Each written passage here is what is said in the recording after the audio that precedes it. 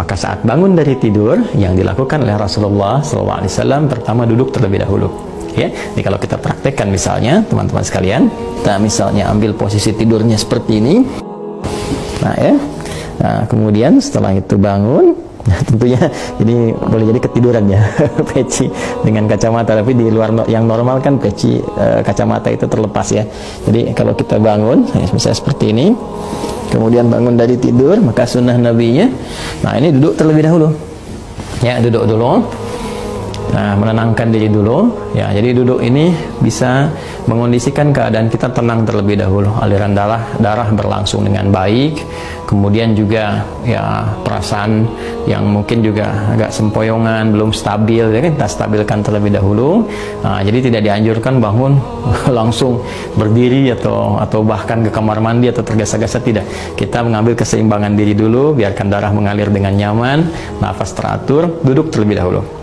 Ya, nah, lantas setelah itu maka Nabi menuntunkan supaya menghilangkan bekas ngantuk dulu ya dengan bagian tangan dari itu masaha biadihi min athari naumihi. Jadi kita menghilangkan bekas ngantuknya dengan bagian tangan yang diduga bersih gitu ya, seperti ini gitu kan. Nah, atau kalau kita duga baik bersih, kita gunakan seperti ini juga. Nah, apa tujuannya? Pertama, untuk membangun kesadaran terlebih dahulu. Ya, sebelum kita berdoa atau sebelum membacakan ayat-ayat atau kalimat thayyibah, supaya doa yang dibacakan, ayat-ayat Quran yang dibacakan, kemudian nilai-nilai spiritual yang dimohonkan kepada Allah itu tersambungkan dengan khusyuk.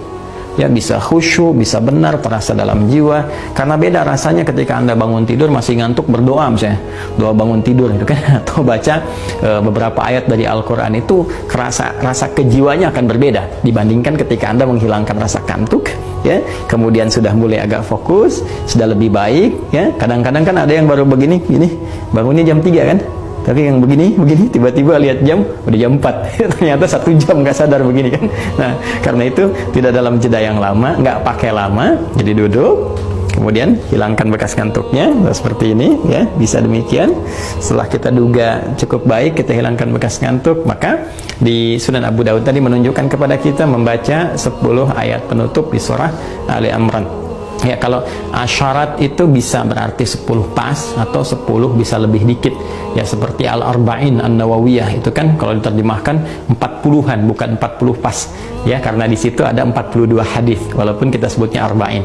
Di asyarat di sini bisa juga diartikan misalnya 10 lebih sedikit, atau misalnya kita ambil 11 lah ya, dari ayat 190 misalnya sampai dengan ayat ke 200 kan. Kalau kita hitung 190, 191, 192, 193, 194, 195, 196, 197, 198, 199, 200 kali 11 ayat ya.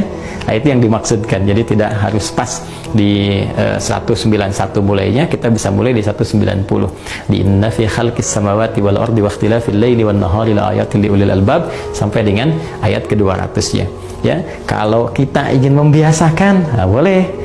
Ya, misalnya ya kita simpan mushaf dulu di samping, sebelum tidur kita mulai mencoba menghafalkan pelan-pelan ya, belajar. Ya, walaupun Ustaz saya belum hafal, tidak apa-apa, sambil berproses. Hari ini kita hafalkan 1 ayat dulu. Yang penting ada dorongan kuat untuk mengikuti sunnah Nabi SAW. Dan di balik ayat yang kita bacakan ini, itu nanti ada hikmah-hikmah yang sangat dalam.